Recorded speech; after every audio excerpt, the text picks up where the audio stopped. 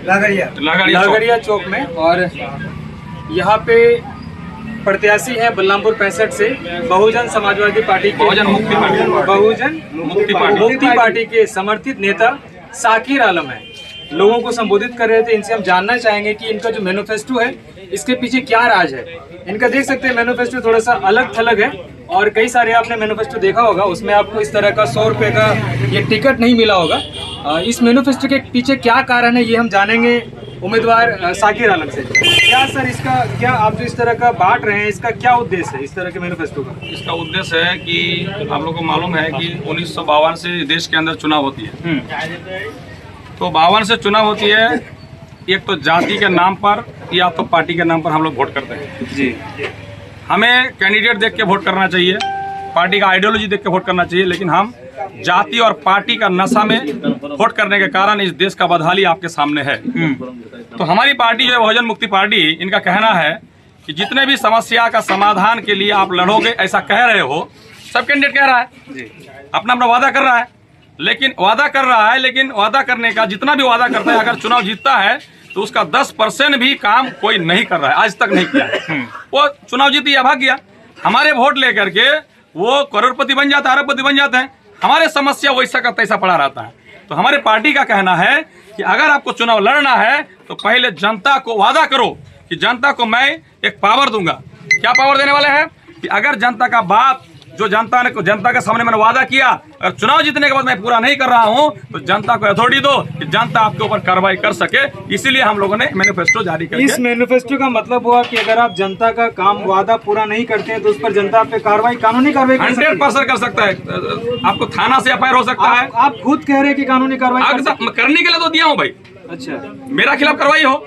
मैं तो चाहता हूं कि देश के अंदर किसी को ना किसी को कुर्बानी देना होगा। इस देश को आजाद कराने के लिए लाखों कुर्बानियां दी हम लोगों ने। आज इस क्षेत्र में इतना दलदल हो गया है, पहले तो हम बाहर का दलालों से लड़े, अब अपना क्षेत्र के दलाल से लड़ रहे हैं। तो इस क्षेत्र के दलाल से लड़ने के लिए, उनको खत्म करने के लिए अगर मेरा जान भी जाता है, कुर्बान होता है, हमें कोई दिक्कत नहीं है। इसलिए हम ये खतरा मोल लिया है। अच्छा, हमारे दर्शक को थोड़ा सा आपके मुद्दे क्या के वो बताइए। मुद्दे आप इतने आक्रोशित हैं यहाँ की भ्रष्टाचारी या यहाँ की समस्या को लेकर के, मुद्दे क्या है आपका? आप किस लिए चुनाव लड़ रहे हैं? सबसे पहला है कि इस क्षेत्र के अंदर हमारा जितने भी पार्टी चुनाव लड़ा, आज 25 साल से हम लोग आदरणीय महबूब साहब को हम लोग झेल रहे हैं। मतलब झेल रहे हैं समझ सकते हैं, क्योंकि गठबंधन के नाम पर उसको चुनाव हम लोग जिता रहे हैं, मजबूरी भी हो रहे हैं। इसमें हमारा ईमान को भी कमजोर करने का काम करता है। क्या सब आदमी गाली दे रहे हैं, कोई नहीं वोट देना चाहता, लेकिन गठबंधन के नाम पर लास्ट में हम लोग मजबूरी होकर मोदी का डर से वोट दे देते हैं। यही हुआ है 1-2 बार से। तो ये चीज क्या करता है कि हम लोगों का ईमान को भी कमजोर करता है। हमको क्या करता, कायर बना देता, कायर, मजबूर यानी कायर। हमको कायरता से काम नहीं करना है।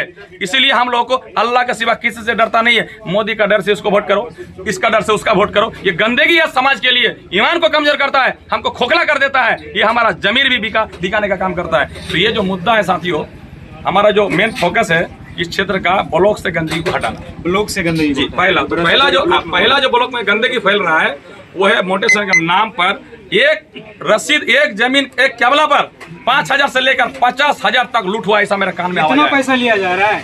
50,000 तक पैसा लिया जा रहा है।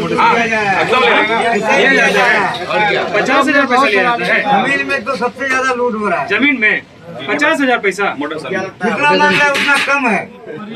ये जमीन में इतना लफड़ा है। मुद्दा आपका हो गया मोटेशन। 2 पल्ला उल्टाएगा कहीं।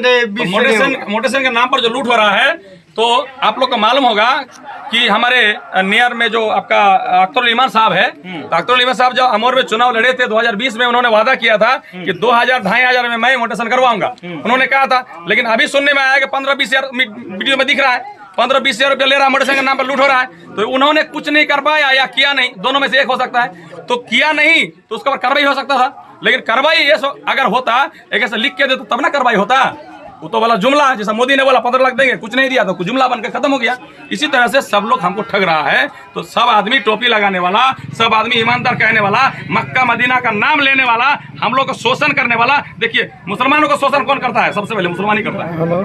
आज नरेंद्र मोदी जी ने किसको शोषण किया? प्रदेश को शोषण कर रहा है हिंदू के नाम पर। कोई हिंदू को कोई बहुत बड़ा उसको कोई फैसिलिटी दे दिया है क्या?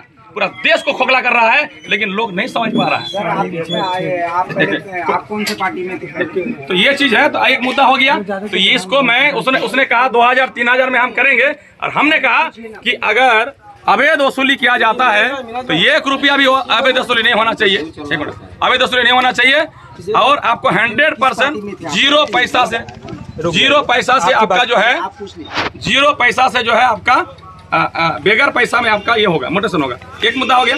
दूसरा जो और एक मुद्दा है हमारे क्षेत्र में, कौन सा मुद्दा है?